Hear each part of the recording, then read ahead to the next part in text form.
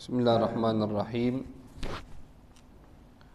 Alhamdulillahi rabbil alamin wa bihi nasta'in ala umurid dunya waddin. Sallallahu ala sayyidina Muhammadin khatamin nabiyyin wa ala alihi wa sahbihi ajma'in. Rabbi shrah li sadri wa yassir li amri wahlul 'uqdatam min lisani yafqahu qawli.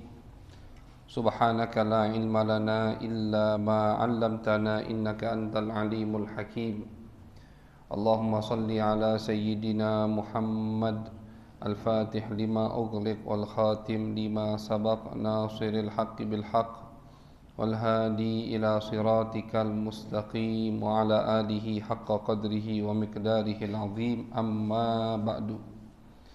Wa bis sanadil muttasil ila al-imam an-Nawawi rahimahullahu ta'ala wa nafa'ana bihima wa bi ulumihima بعلوم مشايخنا في الدارين آمين إلى أن قال الحديث الثامن عشر عن أبي ذر ومعاذ بن جبل رضي الله عنهما أن رسول الله صلى الله عليه وسلم قال اتق الله حيثما كنت وأتبع السيئة الحسنة تمحها وخالق الناس بخلق حسن. رواه الترمذي وقال حديث حسن وفي بعض النسخ حسن صحيح. Alhamdulillah, ma'asyarul hadirin wal hadirat, pertama-tama puji syukur kehadiran Allah Subhanahu wa taala atas segala nikmat yang telah Allah berikan. Tak henti-hentinya Allah berikan kita nikmat zahir batin, insyaallah. Sehat rohani jasmani kita, insyaallah. Rezeki kita dilancarkan, umur dipanjangkan dalam keadaan sehat afiat, amin ya rabbal alamin. Ma'asyiral hadirin, kita berada di hadis ke-18 dari kitab Arba'in An-Nawawi yang setiap atau 2 minggu sekalinya kita kaji, yang mana hadis ke-18 ini diriwayatkan oleh 2 sahabat. Jadi, dan 2 sahabat ini belum pernah kita baca semua biografinya. InsyaAllah kita sebutkan sedikit daripada biografi 2 sahabat tersebut. Jadi kadang hadis Nabi itu bukan hanya diriwayatkan oleh 1 sahabat. Nabi kan setiap beliau ceramah, nasihat, yang hadir banyak. Kadang yang meriwayatkan 1 atau yang meriwayatkan lebih dari 1, cuman yang sampai kepada kita 1 gitu. Kadang banyak yang meriwayatkan dari sahabat Nabi, cuman yang sampai kepada kita dari 1 jalan atau dari 1 orang. Kadang juga dari 2 sahabat, seperti hadis ini oleh Al-Imam An-Nawawi disebutkan 2 sahabat tersebut yang meriwayatkan hadis ini. Siapa sahabat pertama? Yaitu Abu Dzar radhiyallahu taala anhu. Abu Dzar Al-Ghifari. Beliau ini namanya Jundub, itu nama Abu Dzar, dari kabilah Ghifar. Ghifar, kata Nabi, ghafarahullah, didoai sama Nabi. Orang yang dari kabilah Ghifar mudah-mudahan diampuni semua dosanya oleh Allah. Kenapa didoai Nabi? Saking mereka itu semuanya cepat masuk Islamnya, cepat mengikuti Nabi besar Muhammad sallallahu alaihi wasallam. Abu Dzar, beliau sendiri yang mengatakan, aku ini termasuk orang-orang yang pertama kali iman kepada Nabi. Jadi Ghifar itu kabilah bukan di Madinah, bukan di Mekah, di luar Mekah dan Madinah. Ceritanya Abu Dzar punya saudara yang bernama Unais atau Anis, bisa 2 panggilan. Saudara Abu Dzar ini lagi umrah atau haji. Jadi umrah haji itu sudah ada dari dulu, ke Mekah, ke Baitullah Al-Haram, ziarah ke Ka'bah, tawaf ke Ka'bah. Walaupun caranya beda, ada sedikit beda. Ada banyak yang dirubah-rubah sama orang di zaman jahiliyah dari syariat Nabi Ibrahim, akhirnya sama Nabi diluruskan kembali. Saudara Abu Dzar pergi ke Mekah untuk ziarah Baitullah Al-Haram. Pada saat saudara Abu Dzar ke Mekah, di saat itulah Nabi baru muncul atau baru menyebarkan dakwahnya untuk mengajak masyarakat Mekah masuk agama Islam. Dengarlah saudara Abu Dzar ini. Ketika pulang dari Mekah ke kabilahnya Ghifar, disampaikan sama saudaranya kepada Abu Dzar. Abu Dzar penasaran akhirnya. Karena Abu Dzar di masa jahiliyah beliau itu sudah kenal dengan agama samawi. Akhirnya cepat langsung Abu Dzar menuju kota Mekah. Sampai di kota Mekah, Abu Dzar karena beliau tahu ini orang lagi dimusuhi Nabi besar Muhammad sallallahu alaihi wasallam. Akhirnya Abu Dzar diam-diam mencari mana itu Muhammad. Mana itu Muhammad. Beliau iktikaf di Masjidil Haram tanpa mencari-cari mana Nabi Muhammad sallallahu alaihi wasallam. Akhirnya Allah beri beliau petunjuk melalui Al-Imam Ali bin Abi Thalib. Ketika beliau sedang berada di Masjidil Haram, Imam Ali bin Abi Thalib lagi tawaf. Imam Ali melihat. Imam Ali kan misal Nabi. Orang yang pertama iman sama Nabi. Kata Imam Ali, ini orang-orang asing. Disamperi sama Imam Ali. Ditanya, sudah makan belum? Belum, kata Abu Dzar. Dibawalah ke rumah oleh Imam Ali. Sehari. Selama di rumah Imam Ali seharian, ini Abu Dzar tidak mengucapkan apa tujuannya datang ke Mekah. Imam Ali juga tidak bertanya. Sampai jadi biar istirahat dulu. Hari kedua baru ditanya. Kata Abu Dzar, aku akan sebutkan alasanku, cuman kau jangan nyebar-nyebarkan. Diam-diam beh. Apa kata Imam Ali? Diceritakan, aku mencari Muhammad. Nah, teman pas. Aku misalnya, aku juga pengikutnya. Sini kau. Aku ajak ke rumah Nabi Muhammad yang di situ base camp pertama Nabi, rumah sahabat yang bernama Zaid bin Arqam. Jadi Nabi itu ketika menyebarkan dakwah sudah buat tempat, istilahnya buat tempat majlis. Gedung majlis Nabi, rumah sahabat Nabi yang beliau wakafkan rumah tersebut untuk Nabi memulai rutinan majlis taklimnya. Dinamakan rumah itu dengan pemiliknya, rumah Zaid bin Arqam.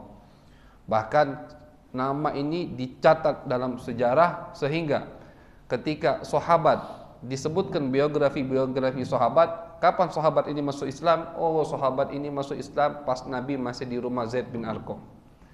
Nah, jadi disebutkan terus. Jadi patokan sejarah. Kapan beliau masuk Islam? Beliau masuk Islam pas Nabi masih di rumah Zaid bin Arqam. Karena Nabi seperti yang kita ketahui, ketika diutus sama Allah tidak langsung terang-terangan. Allah tidak perintahkan langsung terang-terangan. Allah perintahkan Nabi untuk ngajak yang sekiranya menerima ajakan Nabi. Itu selama 2,5 tahun atau sampai 3 tahun. Nah, di 3 tahun itulah Nabi base campnya di rumah Zaid bin Arqam. Abu Jahal semua udah dengar namanya hal yang baru di kota Mekah kecil dulu, pasti kedengar itu kan. Cuman mereka tidak ngebantah, tidak ganggu Nabi karena Nabi juga diam-diam, tidak terang-terangan. Kapan terjadi bentrokan sahabat Nabi Muhammad dengan musyrik Mekah? Ketika Nabi terang-terangan dakwah. Setelah 3 tahun baru di situ Nabi sholat di depan Ka'bah, Nabi terang-terangan, Nabi keliling setiap musim haji ke ke kemah-kemah jamaah haji. Nah, disitulah terjadi bentrokan terang-terangan dan sangat keras antara sahabat dan Nabi. Dengan siapa? Dengan musyrik Mekah, orang-orang yang tidak mau iman sama Nabi. Jadi di masa 3 tahun itu Nabi di rumah Zaid bin Arqam, majlis Nabi pertama kali. Dan tidak semua orang bisa ke situ.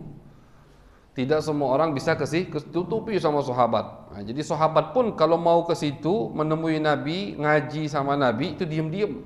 Mujahadah mereka itu diam-diam pergi majlis taklim. Kalau kita sekarang bebas mau pergi kemana aja, itu pun masih malas-malasan kita hadir.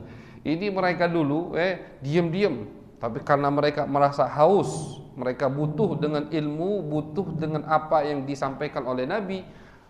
Dan apa alasan pertama? Karena mereka cinta dulu, mereka cinta dengan apa yang dibawa oleh Nabi, sehingga mereka korbankan, mau ketahuan diam-diam ke rumah Zaid bin Arqam.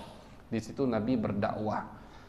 Akhirnya sama Sayyidina Ali, Abu Dzar dibawa. Kata Sayyidina Ali, aku bawa kau, cuman kau nuntuti aku dari jauh, kata Sayyidina Ali. Karena tadi dipantau ini kayak Sayyidina Ali, Sayyidina Abu Bakar itu dipantau terus, diteror sama orang-orang musyrik Mekah. Kata Sayyidina Ali, kalau aku melihat ada yang mencurigakan, ada yang tidak aman, aku pura-pura nunduk, beneri sendal aku, kau pergi, kata Sayyidina Ali. Udah, kaget istilahnya. Jangan sekarang. Tapi kalau aku terus masuk rumah, sampai masuk rumah, kau ikut aku masuk rumah. Alhamdulillah selamat masuk rumah, langsung ketemu Nabi, langsung masuk Islam. Abu Dzar Al-Ghifari. Kata Nabi, wahai Abu Dzar, sudah pulang kau ke kabilahmu. Nanti kalau kau mendengar aku sudah, istilahnya sudah jaya, sudah kuat, datanglah kepadaku. Sana pulang. Tidak perlu diviralkan. Pulang. Kata Abu Dzar, la ya Rasulullah, tidak ya Rasulullah. Demi Allah aku akan mengumumkan keislamanku.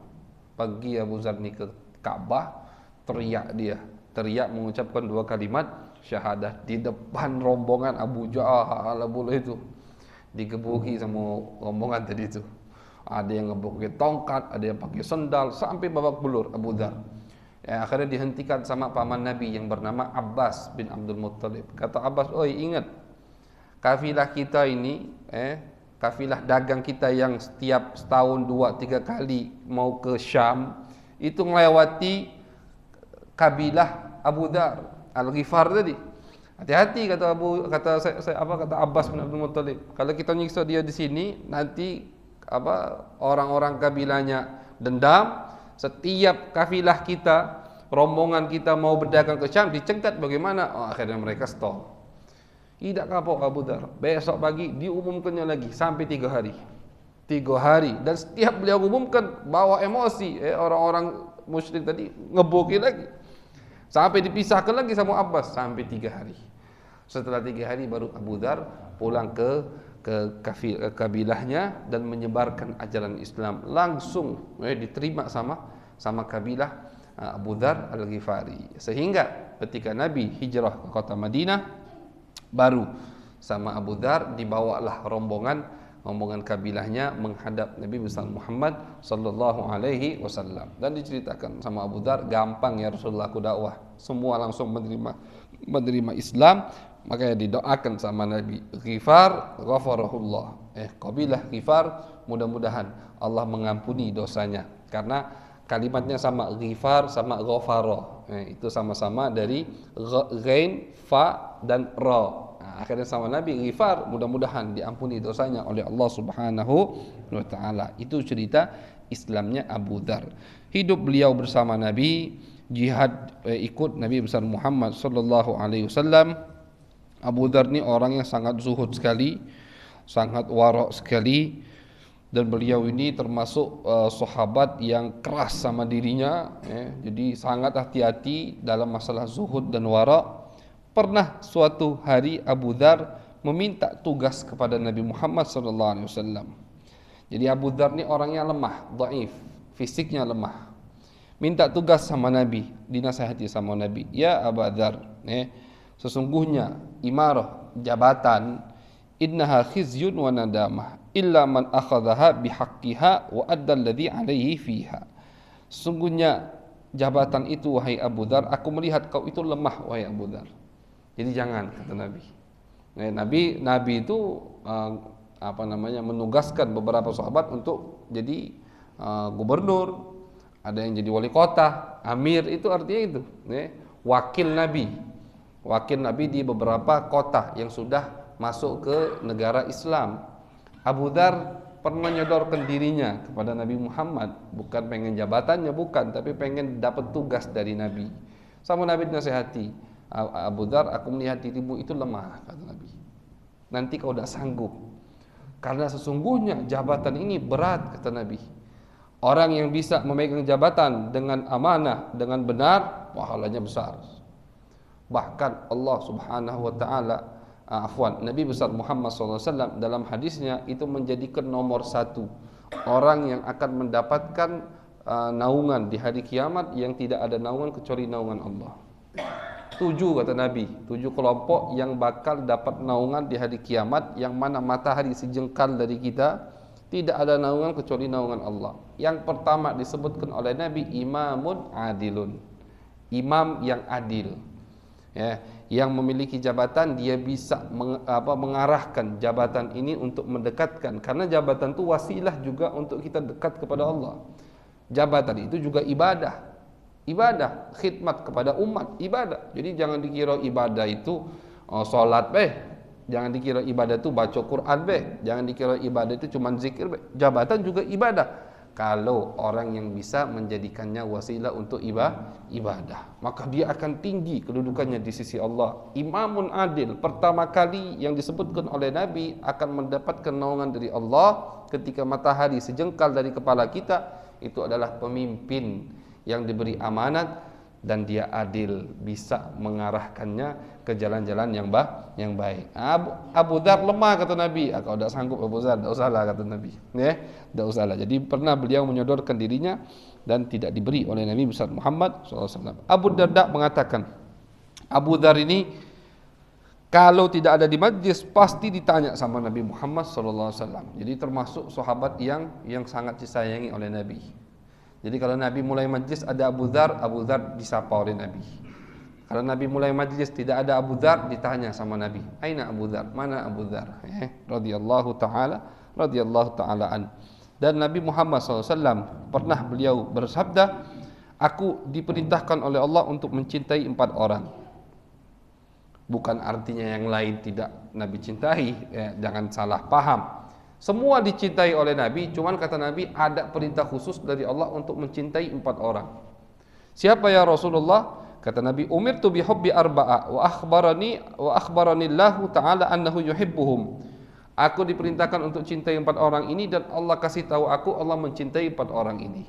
Siapa ya Rasulullah? Tanya sahabat. Qal, yang pertama Ali, kata Nabi. Sayyidina Ali bin Abi Thalib. Yang kedua Abu Dzar. Yang kedua Abu Dzar. Salman, yang ketiga Al-Farisi, yang keempat Al-Miqdad bin Amr. Miqdad itu juga sahabat Nabi besar Muhammad sallallahu alaihi wasallam. Jadi 4 orang ini kata Nabi, aku diperintahkan oleh Allah untuk mencintainya dan Allah memberitahu aku bahwasanya Allah mencintai mereka. Sayyidina Ali, Abu Dzar, Salman dan Miqdad. 4 sahabat, tapi bukan artinya yang lain tidak dicintai oleh Nabi Muhammad sallallahu alaihi wasallam. Beliau meninggal di tahun 31 Hijriah. Abu Dzar meninggal di tahun 31 Hijriah dan beliau meninggal di tempat yang sangat terpencil sekali. Karena tadi Abu Dzar ini orangnya keras. Jadi melihat kezaliman sedikit tidak kuat dengan yang mungkar. Di zaman Sayyidina Utsman bin Affan, jadi beliau hidup di masa Sayyidina Abu Bakar jadi khalifah, beliau hidup. Sayyidina Umar 10 tahun beliau masih hidup. Di zaman Sayyidina Utsman bin Affan, mulai di situ ada sedikit keteledoran dari bawahan Sayyidina Utsman, dari gubernur-gubernur itu. Abu Dzar tidak kuat. Orangnya kalau lihat mungkar langsung ditegur. Banyak keluhan dari gubernur-gubernur Sayyidina Utsman yang kalau Abu Dzar tinggal di situ. Abu Dzar tinggal di Syam, gubernurnya ngeluh ke Sayyidina Utsman. Ngapa Abu Dzar habis marah-marahi aku? Begitu. Karena orangnya tidak bisa melihat mungkar. Akhirnya sama Sayyidina Utsman, biar tidak terjadi fitnah, ditarik Abu Dzar ke Madinah. Wahai Abu Dzar, sudah, ente tinggal sama ana aja, kata Sayyidina Utsman di Madinah.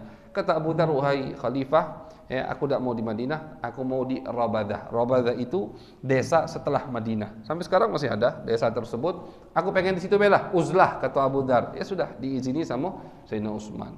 Sampailah beliau meninggal. Ketika beliau meninggal, beliau wasiat ke istrinya, kalau aku meninggal ini kafan aku, tidak ada orang, dia sama istrinya saja. Kalau aku meninggal ini kafan aku, kau mandikan aku, habis kau kafani, kemudian kau keluar dari rumah. Ketika kau melihat ada rombongan orang muslim yang lewat, kau teriakkan, wahai jamaah muslim, ini ada Abu Dzar, sahabat Nabi yang meninggal, tidak ada yang menguburkannya karena tidak ada orang. Akhirnya betul Abu Dzar meninggal, sama istrinya dilakukan wasiatnya. Beliau keluar dari rumahnya, di pintu rumah berdiri nunggu ada yang lewat. Lewatlah rombongan. Wahai jamaah muslimin, tolong kuburkan, ada mayit di rumahku. Siapa? Itu Abu Dzar, sahib Rasulullah, sahabat Nabi Muhammad sallallahu alaihi wasallam. Ternyata di rombongan itu ada Abdullah bin Mas'ud. Abdullah bin Mas'ud sahabat Nabi juga, nangis turun langsung dipeluk-peluk, dikuburkan oleh Abdullah bin Mas'ud. Kata Abdullah bin Mas'ud, wahai Abu Dzar, betul apa kata Nabi, rahimallahu Abu Dzar. Ternyata ini semua sudah diprediksi oleh Nabi. Kata Nabi, rahimallahu Abu Dzar. Abu Dzar ini selalu diberikan rahmat oleh Allah. Asya wahidan wa mata wahidan wa yuhsyaru wahidan. Dia hidup sendirian, terpencil, karena Nabi tahu dia orangnya apa, sangat luar biasa zuhud waraknya, dan dia akan meninggal sendirian dan dia akan dibangkitkan sendirian, kata Nabi Muhammad. Artinya ini orang beda, udah diprediksi oleh Nabi besar Muhammad SAW, dan Abdullah bin Mas'ud dengar omongan itu dari Nabi.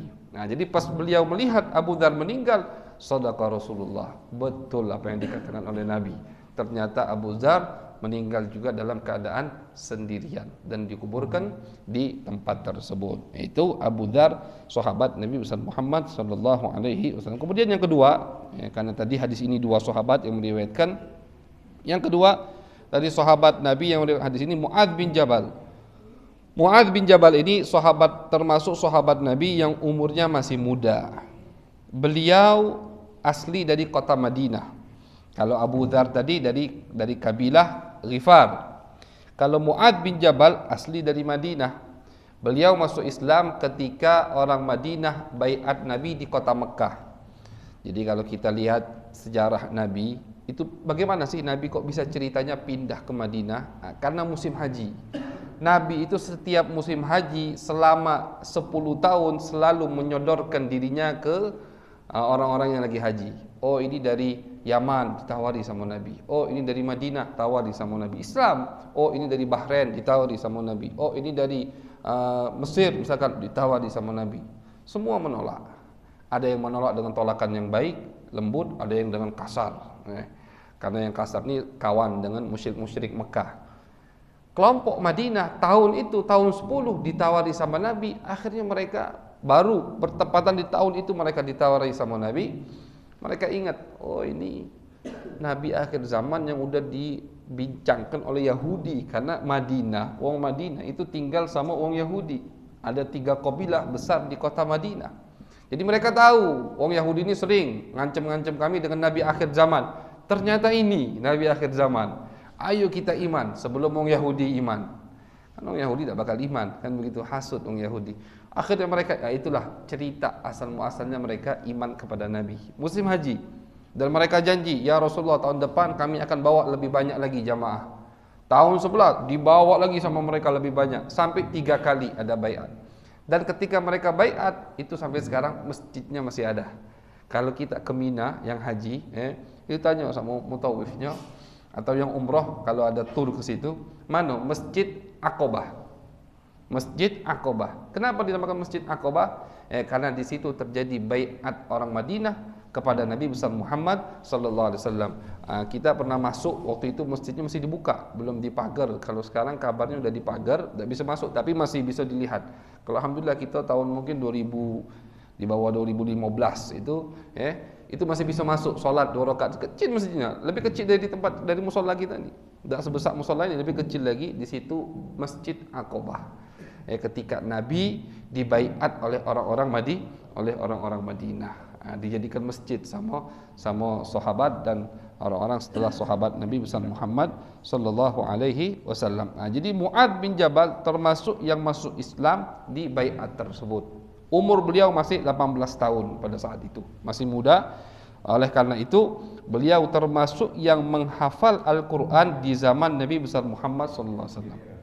Karena tidak semua sahabat Nabi hafal Quran. Kalau kita baca biografi sahabat, tidak semua sahabat Nabi hafal Al-Quran. Beberapa yang hafal Al-Quran. Salah satunya Mu'adz bin Jabal. Bahkan ketika Nabi menasehati sahabat-sahabat yang baru masuk Islam, kalian kalau mau belajar Al-Quran nih sama ini Mu'adz. Diarahkan sama Nabi ke Mu'adz. A'lamuhum bil halal wal haram. Dipuji sama Nabi. Mu'adz bin Jabal ni orang yang paling paham mana yang halal, mana yang haram. Alim jadi, walaupun beliau muda, tapi beliau banyak menimba ilmu dari Nabi besar Muhammad sallallahu alaihi wasallam. Nabi mengatakan nanti Mu'adz bin Jabal ini di hari kiamat akan dibangkitkan oleh Allah pemimpin grup ulama. Jadi ulama ada grupnya dewe, ketika dibangkitkan, pemimpinnya siapa? Sahabat Nabi Mu'adz bin Jabal. Luar biasa kedudukannya di sisi Nabi. Oleh karena itu akhirnya sama Nabi dikirim Mu'adz ini ke Yaman. Di tahun setelah Fathu Mekkah, setelah tahun 8, negara Yaman mulai baiat Nabi masuk Islam. Rajanya masuk Islam, banyak. Jadi Yaman itu termasuk kota, termasuk negara yang masuk Islam tanpa ada peperangan. Zaman Nabi, tanpa ada peperangan, mereka didakwai masuk Islam, dan Nabi kirim Mu'adz untuk menyebarkan, ngajari mereka ajaran Islam. Ketika dikirim sama Nabi, Nabi tanya, wahai Nabi tes, jadi Nabi pengen tes gimana Mu'adz ini. Wahai Mu'adz, kalau kau ke Yaman nanti, kata Nabi, kau ditanya hukum, kau jawab dengan apa? Dengan Al-Quran ya Rasulullah. Kata Nabi, kalau tak kata di Al-Quran, Artinya tidak semua hukum itu ada di dalam Al-Quran secara terperinci, secara detail. Itu tidak semuanya ada di Al-Quran. Kalau setiap hukum yang ada di dunia dari zaman Nabi sampai hari kiamat harus ada di Al-Quran, berapa jilid Al-Quran itu bakal? Kan begitu. Bukannya Allah tidak mampu, tapi Allah ya sayang sama kita. Biar ada yang bisa hafal Al-Quran, biar ada yang bisa hatam cepat Al-Quran. Jadi sama Allah tidak disebutkan kalau secara terperinci. Tapi hukum asalnya atau kaidahnya, patokannya, induknya itu ada di dalam Al-Quran. Jadi kata Nabi, wahai Mu'adz, kalau tidak ketemu di Al-Quran, kata Mu'adz, ke hadismu ya Rasulullah, karena hadismu adalah tafsir untuk Al-Quran. Kata Nabi, kalau tidak ada juga di hadis, karena Nabi 23 tahun Nabi itu menjadi Rasul, tidak semua hukum Nabi sebutkan, tidak cukup waktunya, dan tidak terperinci seperti itu. Rahmatan lana, karena rahmat buat kita. Kalau semua hukum terperinci dari Nabi, akhirnya tidak kata ijtihad ulama di situ. Kalau ulama tidak bisa berijtihad, kita yang susah. Kalau ulama tidak bisa ijtihad, kita yang susah. Misalkan satu rata hukum ini, madhab satu, pemahaman satu, pemikiran satu, susah. Susahnya bagaimana? Kalau kita tidak cocok dengan satu itu, berarti kita melanggar perintah Allah. Susah. Tapi karena Allah sayang dengan umat Nabi, Allah sayang dengan umat Nabi, Allah banyakkan ulama dari umat Nabi Muhammad sallallahu alaihi wasallam. Ratusan ulama, dan dipuji sama Nabi. Ulamaku seperti anbiya Bani Israel, seperti Nabi Bani Israel. Bukan sama-sama Nabi, mirip kata Nabi. Dengan siapapun kalian mengikutinya, kalian akan dapat hidayah, dengan syarat ulama betulan. Ulama betul, orang alim, paham agama, paham Al-Quran, paham hadis Nabi besar Muhammad sallallahu alaihi wasallam. Bukan cuma ulama yang bisa ceramah, bukan. Yang bisa ceramah itu khatib, bukan alim. Alim itu tidak mesti pintar ceramah. Alim itu maksudnya paham agama, paham Al-Quran, paham hadis Nabi besar Muhammad sallallahu alaihi wasallam. Ini bisa kita ikuti. Dengan siapapun kalian mengikutinya, kalian akan dapat hidayat. Itu termasuk rahmat Allah untuk umat Nabi besar Muhammad SAW. Coba bayangkan, kalau mazhab cuma siko, kalau mazhab cuma satu, bayangkan mazhab Syafi'i misalkan cuma, mazhab Maliki tidak ada, mazhab Hanafi tidak ada, mazhab Hambali tidak ada, tidak selesai kita tawaf di Ka'bah. Kenapa? Karena kalau bersenggolan, mau sengaja atau tidak sengaja dengan perempuan, batal. Bagaimana kita mau tawaf sampai selesai berjam-jam gitu tuh? Dah tuh bawa banyu terus kita tiap tawaf. Kenapa? Biar kalau batal langsung wuduk di tempat, biar selesai. Karena ada madhab Maliki, ada madhab Hanafi, ada madhab Hambali, maka kita gampang ketika di Ka'bah lagi tawaf. Begitu juga yang lain. Jadi termasuk rahmat Allah untuk umat Nabi, Allah perbanyak ulama Nabi Muhammad SAW, sehingga kita mau ngikuti yang mana tanpa mengurangi rasa hormat dan ta'zim kita. Kadang pengikut ini yang bikin masalah. Pengikut yang bikin masalah. Ulamanya enjoy, ulamanya santai. Nah, pengikutnya yang rame. Begitu. Makanya ada pepatah yang mengatakan inna minal birri uquq. Inna minal birri uquq. Terkadang ada orang yang sangat cinta dengan seseorang, tapi akhirnya dia malah menyakiti orang yang dia cintai. Terkadang ada orang yang ingin bakti sama seseorang, tapi ketika dia sangat ingin bakti, malah dia durhaka dengan orang tersebut. Itu biasanya pengikut ulama. pengikut ulama, pecinta ulama, ya, itu ketika sudah cinta buta dengan satu orang alim, maka dia tindas orang alim yang lain, tidak boleh. Ketika dia udah berguru, Anda mau memuliakan guru Anda, itu hak kita, kan? Kita punya guru sih kok, ya udah. Derajat dia ini istilahnya Allah Rasul guru, begitu. Harus begitu memang. Allah Rasul guru. Yang pertama Allah, yang pertama apa yang dikatakan oleh Allah, yang kedua apa yang dikatakan oleh Rasulullah, yang ketiga apa yang dikatakan oleh guru kita. Begitu harus, biar kita jadi santri atau murid yang berhasil. Tapi bukan artinya ketika kita cinta mati dengan guru kita remehkan guru yang lain. Bukan ketika kita hormat dengan guru kita tidak hormat dengan guru yang lain. Nah, inilah musibah para pengikut. Para pengikut dan para pecinta guru, hati-hati. Jadi Anda silakan takzim, muliakan guru Anda. Anda ikut guru Anda, pendapatnya apapun Anda ikuti, silahkan. Tapi jangan kita mengucilkan guru-guru yang lain. Jangan kita menghina guru-guru yang lain. Karena guru Anda kalau mengetahui hal tersebut, dia akan murka pada Anda. Tidak mungkin setuju dia. Ada guru, ada syekh, ada habib, ada ustadz. Tahu pengikutnya menghina ustadz yang lain, guru yang lain, habib yang lain, marah dia. Kenapa? Bukan ini akhlak Nabi Muhammad. Bukan ini yang aku ajarkan. Kalau dia tidak marah, berarti dia bukan guru, begitu. Karena seorang guru pasti akhlaknya adalah akhlak Nabi besar Muhammad sallallahu alaihi wasallam. Dia tahu ini misalkan masalah ijtihadiyah. Ini masalah setiap orang berhak untuk memikirkannya. Setiap orang berhak untuk memiliki pemahaman masing-masing. Dia pun tidak memaksakan guru lain. Kalau ada orang alim memaksakan orang alim lain untuk mengikutinya, berarti itu bukan orang alim. Karena yang namanya orang alim, yang namanya orang bisa berijtihad, itu la yuqallid, tidak mengikuti orang lain. Imam Syafi'i haram hukumnya mengikuti Imam Malik, bukan makruh atau mubah, haram.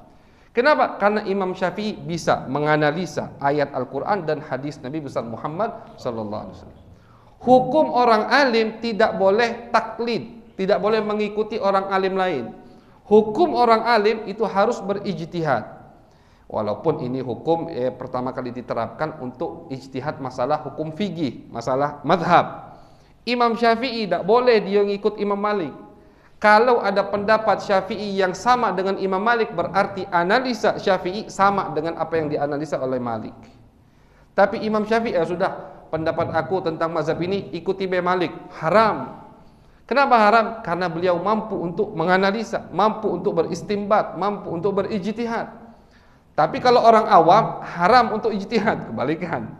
Orang awam yang tidak paham kitab Al-Quran, tidak paham hadis, tidak paham agama, tidak boleh komentar masalah agama. Anda wajib hukumnya ikut ulama. Wajib.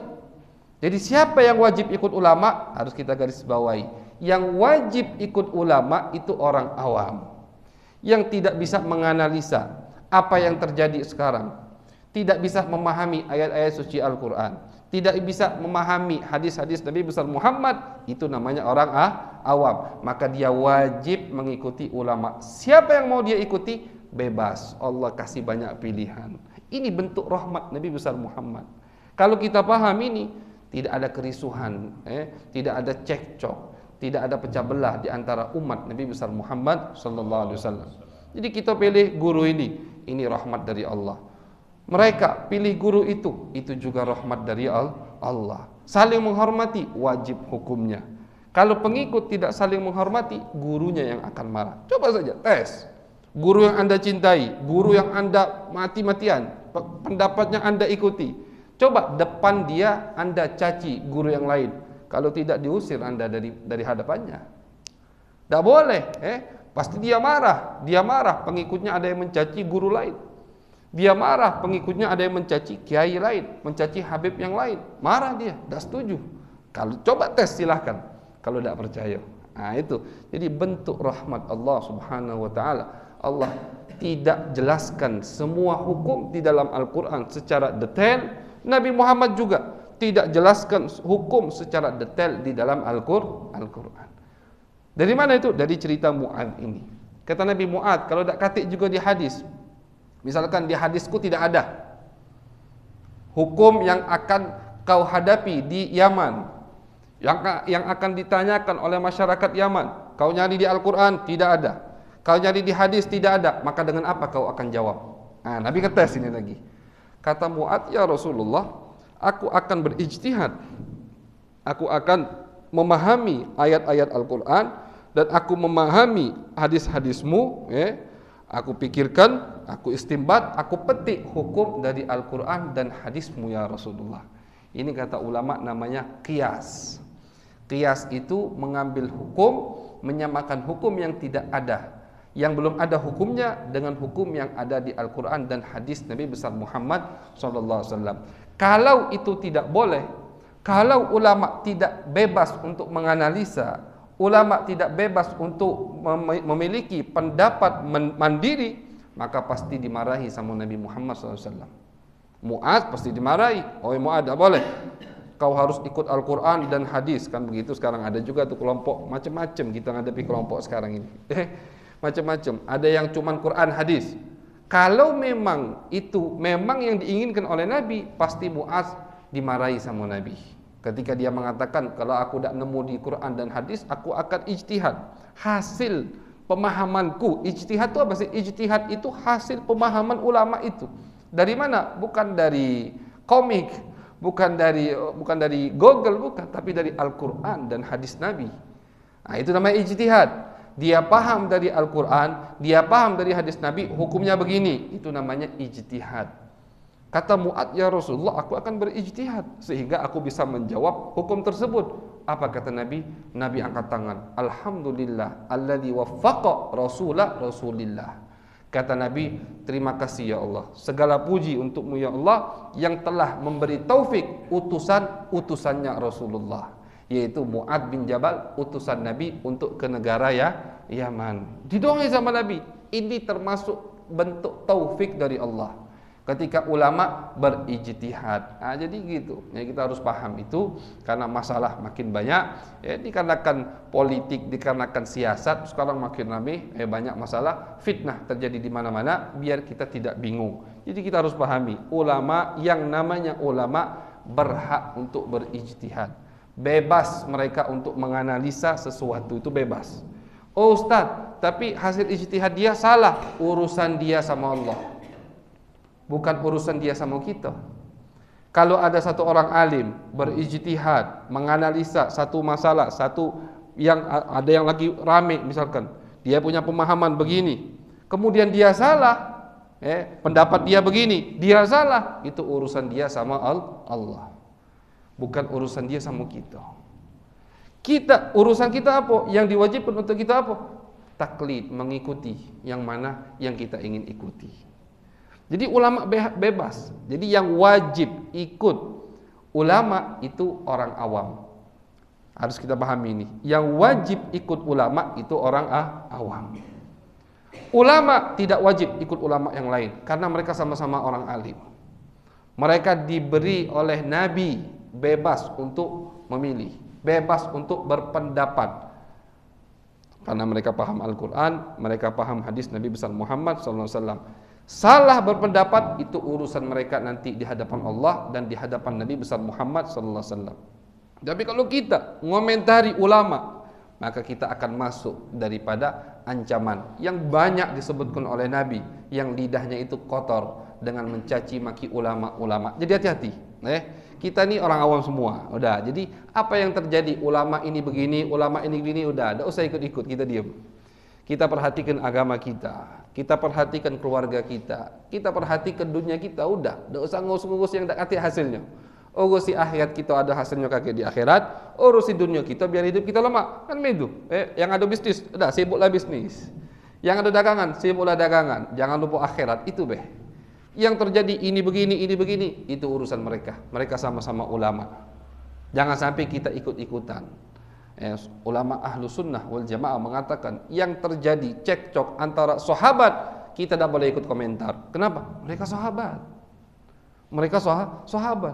Kita pengen bela sahabat satu, tapi kita mencaci sahabat yang lain. Nabi juga marah. Ini salah, beliau kan salah. Padahal ini jelas salah misalkan. Grup ini jelas salah. Al-Quran yang mengatakan grup ini salah. Tapi kita tidak boleh ngomentari mereka, karena mereka sahabat, mereka ulama. Itu nanti urusan mereka di hadapan Allah, urusan mereka di hadapan Nabi besar Muhammad SAW. Kita ikut komentar, kita dapat murka Nabi Muhammad SAW. Kalau kita ikut komentar. Jadi biarlah itu urusan dua orang itu, urusan para sahabat. Begitu juga urusan ulama, ma'asyiral hadirin. Kita tidak boleh nilai ulama. Sekali lagi, kita tidak boleh menilai ulama. Kita tidak boleh mengkritiki keputusan ulama. Kita tidak boleh mempertanyakan. Bahkan ulama ada pepatah yang mengatakan kaidah al-muqallid la yas'alud dalil. Pengikut itu tidak boleh nanyakan mana dalilnya. Aturannya begitu. Kita ngikut Imam Syafi'i, tidak berhak kita menanyakan Imam Syafi'i, ente kunut sholat subuh mana dalilnya? Tidak berhak. Karena kita ini muqallid. Kita ini pengikut. Lain kalau kita mau belajar lebih dalam, kita mau memahami lebih dalam, itu kita boleh baru mana dalilnya gini begini, biar kita bisa juga menganalisa seperti mereka. Tapi kita menanyakan ke Imam Syafi'i, tidak usahlah begitu, tidak usah Imam Syafi'i terlalu jauh. Al-mustafti, orang yang menginginkan satu fatwa, ketika bertanya kepada mufti, kepada orang alim yang memberi fatwa, itu tidak berhak menanyakan dalil. Ada yang nanya ke anak, Ustadz apa hukumnya ini? Oh, hukumnya batal. Tak berhak dia nanya, Ustadz dalilnya apa? Tak berhak. Tak boleh. Bukan tak boleh, itu haram, bukan. Peraturannya begitu. Karena dia muqallid, mengikuti apa jawaban Ustadz. Benar atau tidak benarnya, ini urusan Ustadz kelak di hadapan Allah Subhanahu wa taala. Maka dari itu Nabi mengancam, hati-hati Ustadz yang jawab tanpa ilmu.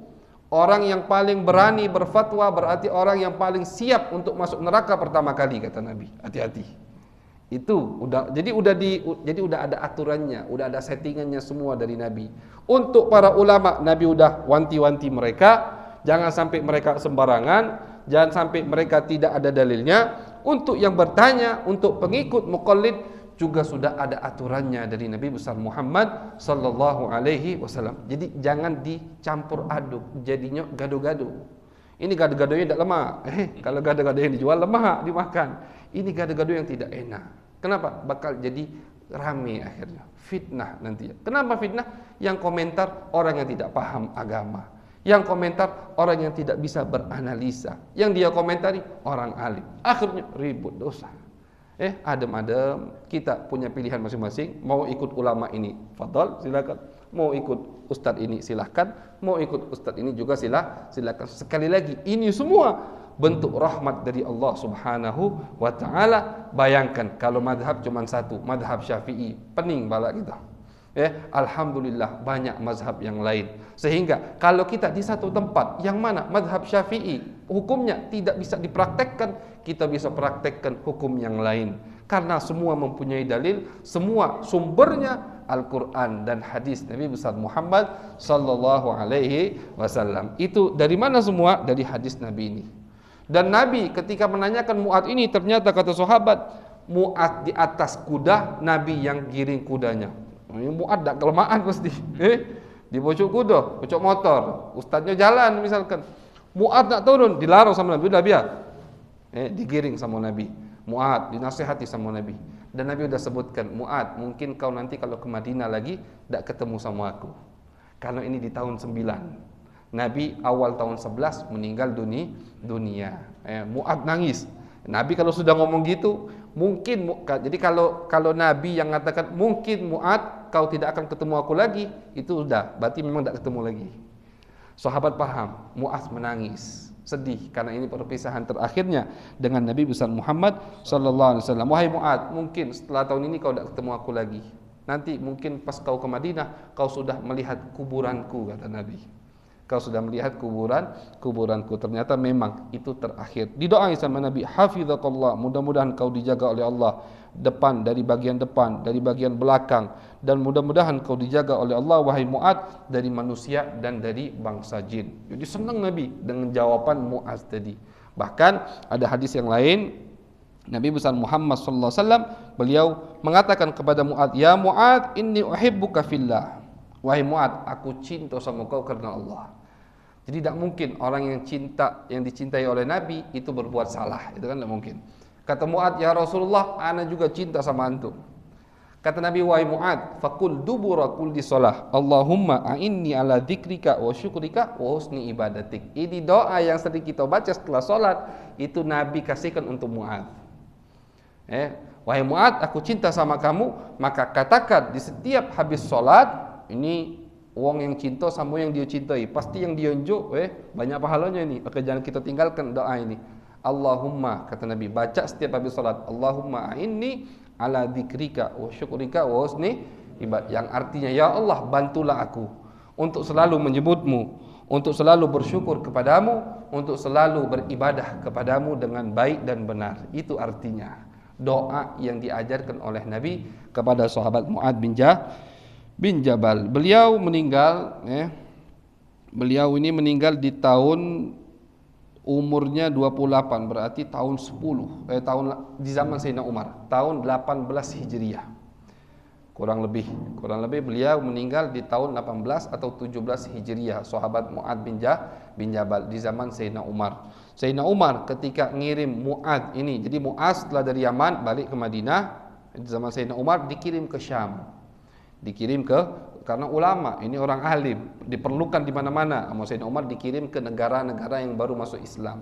Syam pada saat itu baru masuk Islam, sehingga dikirimlah Mu'ad bin Jabal. Kata Sayyidina Umar, pas Mu'ad pergi Madinah kosong dari ilmu fikih, artinya hilang.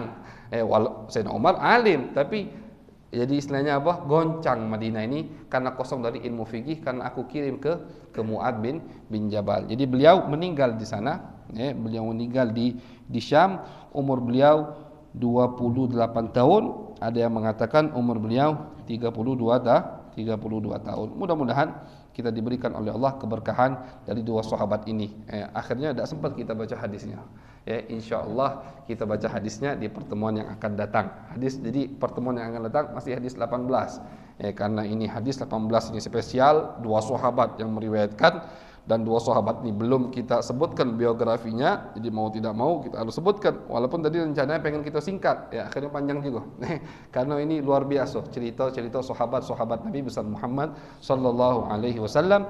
Insyaallah isi dari hadisnya akan kita kaji, kita sebutkan di pertemuan yang akan datang. Mudah-mudahan kita selalu diberikan kesehatan oleh Allah, diberikan taufik hidayah oleh Allah Subhanahu wa taala. Amin ya rabbal alamin. Sallallahu alaihi wasallam Muhammadin wa ala alihi wa sahbihi wa baraka wa sallam. Walhamdulillahi rabbil alamin.